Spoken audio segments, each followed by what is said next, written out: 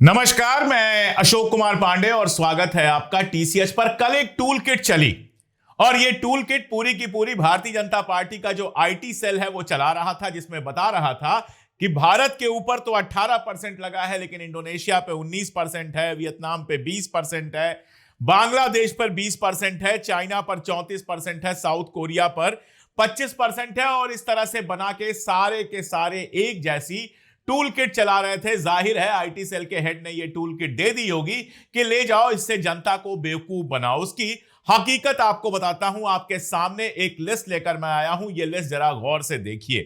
पाकिस्तान के ऊपर 19% टैरिफ लगता है, तो पाकिस्तान अमेरिका के सामानों पर 11 से 17% तक का टैरिफ लगा रहा है। इंडोनेशिया के ऊपर अमेरिका ने 19% लगाया है, तो इंडोनेशिया ने भी अमेरिकन सामानों पर 19% का टैरिफ लगाया है। यही वियतनाम के लिए है, बांग्लादेश के लिए है। और चाइना पर जब 34% का टैरिफ लगा, तो पलटकर चाइना ने भी 34% का टैरिफ लगा दिया। यहां आपके ऊपर 18% का टैरिफ लग रहा है और आप अमेरिका के सामानों पर 0% का टैरिफ लगा रहे हैं। बाकी सब ने जितना टैरिफ लगा उतना पलट के लगाया है। आप वहां पर हाथ जोड़कर साष्टांग हो गए। आपने बिल्कुल कोई भी भारत के लिए रियायत नहीं ली। आप अमेरिका के सामान को 0% पर भारत की सीमा पर घुसने देंगे, जिससे भारत का व्यापारी, भारत का मैन्युफैक्चरर, भारत का किसान, भारत का डेयरी प्रोडक्ट बनाने वाला, ये सारे के सारे बर्बाद हो जाएंगे। आईटी सेल वाले आपको बेवकूफ बना सकते हैं, लेकिन डेटा नहीं छुपा सकते। ये डेटा जो मैं आपको बता रहा हूं, एनडीटीवी पे आपको मिल जाएगा, आज तक पे मिल जाएगा, नवभारत टाइम्स पे मिल जाएगा, और अमेरिकन टैरिफ की जो सोर्स है व्हाइट हाउस की वेबसाइट, वहां पर भी आपको मिल जाएगा। अब आप ये बताइए कि कल तक जो ये उछल रहे थे और मोदी को माला पहना रहे थे, वो माला किस लिए पहना रहे थे? अडानी के बच जाने पर माला पहना रहे थे, या फिर भारत के किसानों की बर्बादी का जश्न मना रहे थे? अभी ये बात समझ में नहीं आ रही है, लेकिन ये लागू जो कर रहे हैं, जो ट्रेड डील साइन होने जा रही है, उसके बाद भारत के किसानों की क्या हालत होगी, वो सोचना भी आज मुश्किल है। अमेरिका का सस्ता सामान पूरी तरह से भारत में भर जाएगा और उसके बाद हिंदुस्तानी सामान, हिंदुस्तान के किसान का सामान बाजार से बाहर हो जाएगा। पहले ही कुछ इलाकों में किसान अपनी जान दे रहे हैं क्योंकि कर्ज नहीं चुका पा रहे हैं। बाकी इलाकों में भी अगर यह महामारी की तरफ फैला तो इसके लिए जिम्मेदार कौन होगा? अगर नरेंद्र मोदी इसके लिए जिम्मेदार नहीं होंगे तो और कौन जिम्मेदार होगा?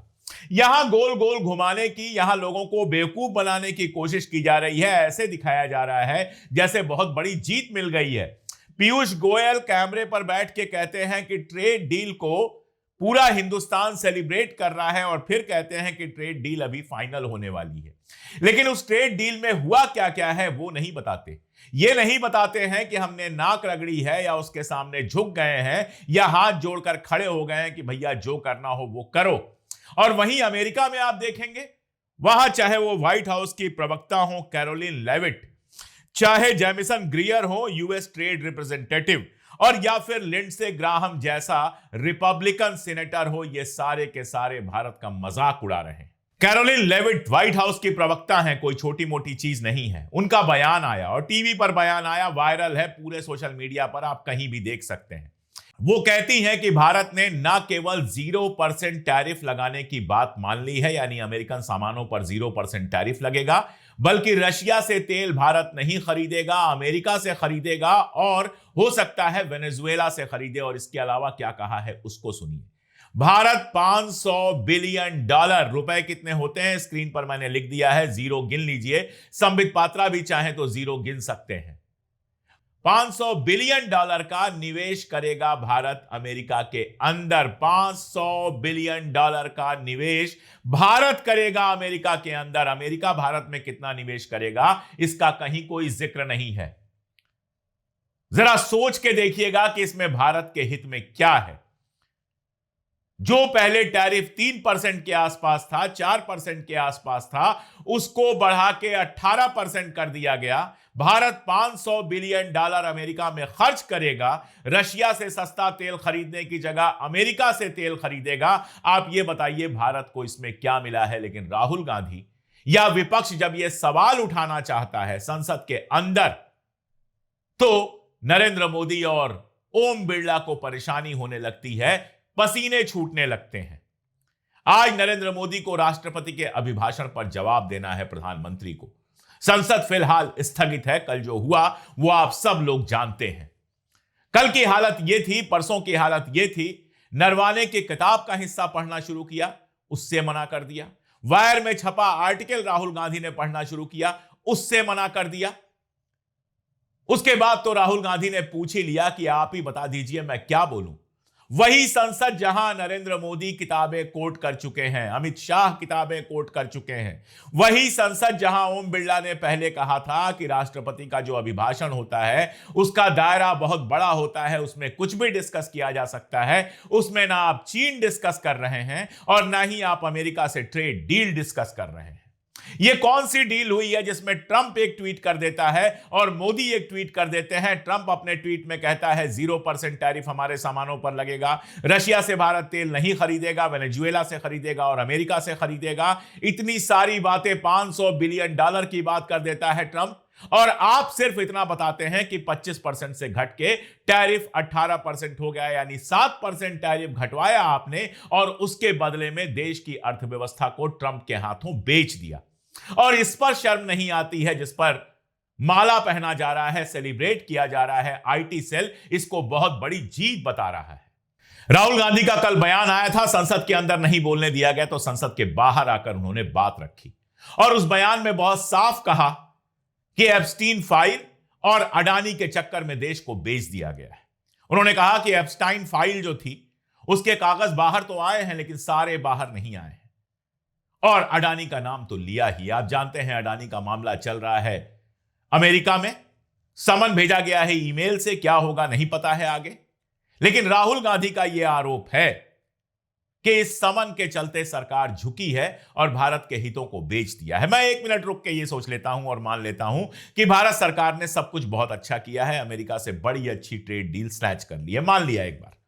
चलिए, जो आईटी सेल कह रहा है, जो पीयूष गोयल कह रहे हैं, जो नरेंद्र मोदी कह रहे हैं, जो पूरी भारतीय जनता पार्टी और गोदी मीडिया कह रही है, वही गोदी मीडिया जो 25% को पहले मास्टर स्ट्रोक बता रही थी अब 18% को भी मास्टर स्ट्रोक बता रही है, वो गोदी मीडिया भी अगर ये सब कह रही है, चलिए 1 मिनट के लिए मान लेते हैं। फिर आप ये बताइए कि ट्रेड डील में क्या क्या तय हुआ है, ये अमेरिका वाले क्यों बता रहे हैं, आप क्यों नहीं बता रहे हैं। पीयूष गोयल बैठकर यह बताते हैं कि ट्रेड डील फाइनल हो रही है, साइन होनी बाकी है, लेकिन यह नहीं बताते कि ट्रेड डील में है क्या क्या। आप ही बता दीजिए कि ट्रंप झूठ बोल रहा है, हम मान लेंगे ट्रंप विदेशी है, आप हमारे देश के हैं, हम मान लेंगे ट्रंप झूठ बोल रहा है। आप बोल दीजिए कि ट्रंप पूरी तरह से झूठ बोल रहा है, कैरोलिन लेविट झूठ बोल रही है, जेमिसन ग्रियर झूठ बोल रहा है, लिंडसे ग्राहम झूठ बोल रहा है, पूरा का पूरा अमेरिकी मीडिया झूठ बोल रहा है। यह बात आप एक बार कह दीजिए और कह दीजिए कि अमेरिका के सामानों पर 0% नहीं, ज्यादा टैरिफ लगेगा, हम मान लेंगे। लेकिन आप नहीं कह पा रहे हैं, आप खामोश हैं। आप 25% से घट के 18% होने के अलावा कोई बात करने को तैयार है नहीं। आप यह बात कह दीजिए कि झूठ बोल रहा है ट्रंप, हम रूस से सस्ता तेल खरीदेंगे या जहां से भी हमें सस्ता तेल मिलेगा वहां से खरीदेंगे, महंगा तेल खरीद के अपने देश के अंदर महंगाई नहीं बढ़ाएंगे। यह बात आप कह दीजिए। कोई नहीं कह रहा है, ना पीयूष गोयल कह रहे हैं, ना नरेंद्र मोदी लिख रहे हैं, ना कोई और कह रहा है। कोई यह नहीं कह रहा है कि अमेरिका झूठ बोल रहा है। आप यह कह दीजिए कि $500 बिलियन बहुत बड़ी रकम होती है, अकेले अमेरिका में हम कितना क्यों लगाएंगे। कह दीजिए एक बार कि लेविट झूठ बोल रही है, ट्रंप झूठ बोल रहा है, हम $500 बिलियन नहीं लगाने वाले हैं। लेकिन आप तो कुछ कह नहीं रहे हैं, आप कुछ कह नहीं रहे हैं। और अमेरिका में सत्ता से जुड़ा हुआ हर आदमी उछल उछल के कह रहा है कि हमने भारत से एक ऐसी ट्रेड डील कर ली जो अमेरिका के किसानों के लिए, अमेरिका के लिए हर तरह से फायदेमंद होगी। कोई दिक्कत नहीं है, अमेरिका के लिए फायदेमंद होगी, हमें क्या समस्या हो सकती है, लेकिन भारत के लिए नुकसानदेह होगी, यह तो समस्या वाली बात है ना। आप बताइए खड़े होकर कि भारत को इससे कैसे फायदा होगा। आप बताइए कि इसके बाद क्या जो हमारे H-1B वीजा पर रोक लगातार लग रही थी, वो रोक हटा ली जाएगी। भारत को अमेरिका से क्या सुविधा मिलेगी, जरा एक बार यह बात हमको बता दीजिए, हम मान जाएंगे, हम पूरी तरह से मान जाएंगे। क्या अमेरिका जो जहाज, जो फाइटर जेट हमको बेचता है, उसकी टेक्नोलॉजी देने पर राजी हो गया है? क्या मिला है भाई? दो लोगों के बीच में कोई डील होती है तो कुछ हम देते हैं, कुछ वो देता है, कुछ हमारा फायदा होता है, कुछ उसका फायदा होता है, कुछ हमारा नुकसान होता है, कुछ उसका नुकसान होता है। आप ये बताइए कि अमेरिका के साथ जो आपकी डील हुई है उसमें आपका क्या फायदा हुआ है और अमेरिका का क्या नुकसान हुआ है। अगर सारे फायदे सिर्फ अमेरिका के ही हैं तो क्यों ना कहा जाए कि यह ट्रेड डील नहीं है, यह अमेरिका के सामने सरेंडर है, अमेरिका के सामने झुक जाना है, अमेरिका के सामने समर्पण है। यह बात क्यों ना कहा जाए, यह हमारे वित्त मंत्री और हमारे प्रधानमंत्री को साफ साफ बताना चाहिए। और अगर नहीं बता पा रहे हैं तो यही माना जाएगा कि जो ट्रंप कह रहा है, जो कैरोलिन लेविट उसकी प्रवक्ता, व्हाइट हाउस की प्रवक्ता कह रही हैं, या जो जेमिसन ग्रियर यूएस का ट्रेड रिप्रेजेंटेटिव कह रहा है, या बदमाश सीनेटर जो है लिंडसे ग्राहम वो जो कह रहा है, जिस तरह से मजाक उड़ा रहा है, वो सही है। आप झुक गए हैं, आपने भारत के हितों को बेच दिया है, संसद को आपने तमाशा बना के रख दिया है, विपक्ष के नेता को भाषण नहीं देने दिया जाता है। ऐसी संसद बन गई है हमारी। डर लगता है आपको कि राहुल गांधी जो सवाल उठा रहे हैं संसद के माध्यम से, न केवल हमेशा के लिए वो रिकॉर्ड में दर्ज हो जाएगा बल्कि देश भर की जनता के सामने जाएगा। गोदी मीडिया तो खरीद ली है आपने, उस मीडिया में राहुल गांधी का बयान जाएगा नहीं, उस मीडिया में राहुल गांधी का बयान तोड़ मरोड़ के या जरा सा कहीं दिखा दिया जाएगा। ले दे के सोशल मीडिया बची है, वरना विपक्ष के नेता तो कहीं बयान दे ही नहीं सकते हैं। राहुल गांधी को जब भाषण देने से रोका गया और उसके बाद इंडिया गठबंधन के लोगों को भाषण देने के लिए बुलाया गया, सबने मना कर दिया, क्योंकि अगर विपक्ष का नेता ही भाषण नहीं दे सकता है तो बाकी लोग क्या भाषण देते। और उसके बाद बेशर्मी देखिए, सत्ता पक्ष के सांसद को बुला लिया गया और वो आराम से बोल रहे हैं। नेता विपक्ष जिस संसद में बोल ना पाए, वो संसद डेमोक्रेसी की संसद कैसे हो सकती है? यह सवाल मैं आप सबसे पूछ रहा हूं, चाहे आप भाजपा के समर्थक हो या भाजपा के विरोधी हो। जो चिट्ठी लिखी है राहुल गांधी ने ओम बिरला को, उसको गौर से पढ़िए। राहुल गांधी ने बहुत साफ किया है कि कैसे संसदीय परंपराओं का मजाक उड़ाया जा रहा है, कैसे संसदीय परंपराओं को माना नहीं जा रहा है और नेता विपक्ष को बोलने से रोका जा रहा है। लेकिन हम जानते हैं कि ओम बिरला के लिए यह कोई नई बात नहीं है। ये वही हैं जिन्होंने पता नहीं कितने सांसदों को सस्पेंड कर दिया था। कल भी कांग्रेस के कई सांसदों को सस्पेंड कर दिया गया। जाहिर है आज फिर बवाल होता, जाहिर है आज फिर संसद स्थगित होती। असल में ये चाहते हैं कि संसद में अमित शाह बोले, राजनाथ सिंह बोले, सत्ता पक्ष के लोग बोले और उसके बाद सीधे मोदी जी 1.5 घंटे 2 घंटे का लंबा भाषण दें जिसमें जलेबियां छानने के अलावा कुछ ना करें। संसद वो जगह होती है जहां यह बात आपको बतानी होती है कि आपने ये निर्णय लिया है। इंटरनेशनल मामले में, ट्रेड डील में आपने यह निर्णय लिया है, यह आपको संसद में बताना होता है ताकि देश के सामने वो बात साफ साफ जाए और उसके बाद संसद में जो डिस्कशन होता है उस डिस्कशन से विपक्ष अपनी बात रखता है, सत्ता पक्ष अपनी बात रखता है और जनता दोनों को सुन के डिसाइड कर सकती है क्या उसके लिए सही है, क्या उसके लिए गलत है। लेकिन संसद को पूरी तरह से एक पक्षीय बना दिया गया है। संसद में बोलेंगे तो सिर्फ और सिर्फ सत्ता पक्ष के लोग बोलेंगे, बाकी कोई बोलेगा तो उसको रोका जाएगा, टोका जाएगा, नियमों का हवाला दिया जाएगा, परेशान किया जाएगा। मेरा सवाल सीधा सा है कि जहां पूरे भारत का हित जुड़ा है, जहां किसानों का हित जुड़ा है, जहां मैन्युफैक्चरर्स का हित जुड़ा है, जहां पूरे भारत की अर्थव्यवस्था दांव पर लगी है, वहां संसद के अंदर ट्रेड डील पर बहस करके जनता को, इस देश की जनता को जिसके बारे में कहा जा रहा है खुशी मना रही है। कहां खुशी मना रही है भाई? मैं भी इस देश की जनता हूं, मेरी तरह लाखों करोड़ों और देश की जनता है जो ये पूछना चाह रहे हैं कि ट्रेड डील में हुआ क्या है, क्या क्या समझौते आपने किए हैं, अमेरिका जो कुछ कर रहा है वो सही है क्या? तो सब कहां खुशी मना रहे हैं, लेकिन जिस ट्रेड डील को लेकर आप दावा कर रहे हैं कि इस देश की 1.25 करोड़ जनता, 1.5 करोड़ जनता जिस पर नाच रही है, उस ट्रेड डील के बारे में संसद के अंदर डिटेल में बताने में क्या दिक्कत है? एसआईआर का मामला हो, ट्रेड डील का मामला हो, कोई ऐसा मामला हो जो पूरे देश से जुड़ा है, उस पर संसद में खुली बहस क्यों नहीं करने दी जाती है? आज ममता बनर्जी पहुंची हैं, अपना वकील का कोट पहनकर पहुंची हैं और देश के इतिहास में पहली बार होगा कि कोई सिटिंग चीफ मिनिस्टर वकील की तरह अपना केस रिप्रेजेंट करे सुप्रीम कोर्ट के अंदर। एसआईआर के मामले में बंगाल से जितनी गड़बड़ियां दिखाई दे रही हैं, अभी देवरिया का एक किस्सा मैंने देखा, अखबार में भी वो किस्सा आया था। एक प्रतिष्ठित मुस्लिम घर है वहां पर, जिस घर में 7 हिंदुओं को रजिस्टर कर दिया गया है।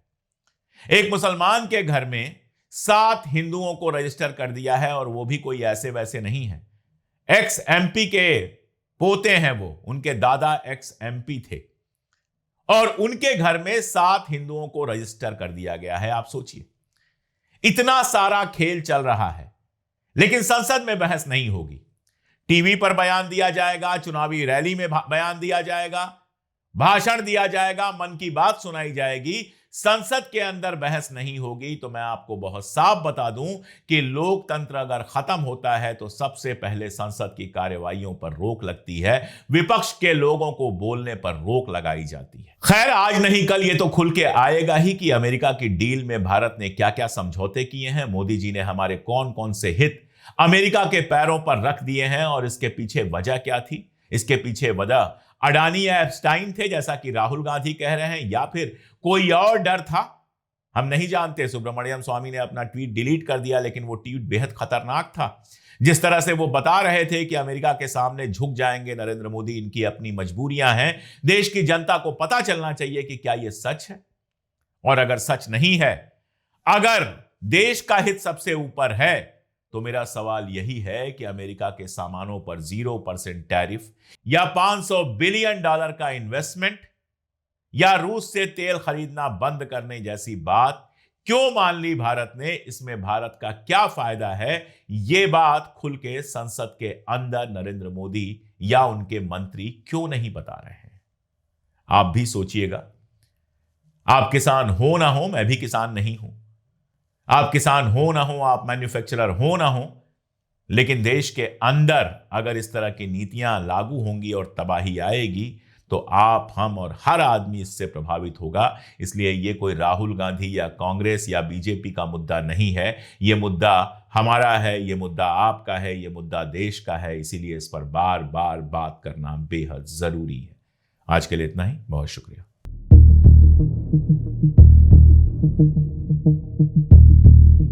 Thank you.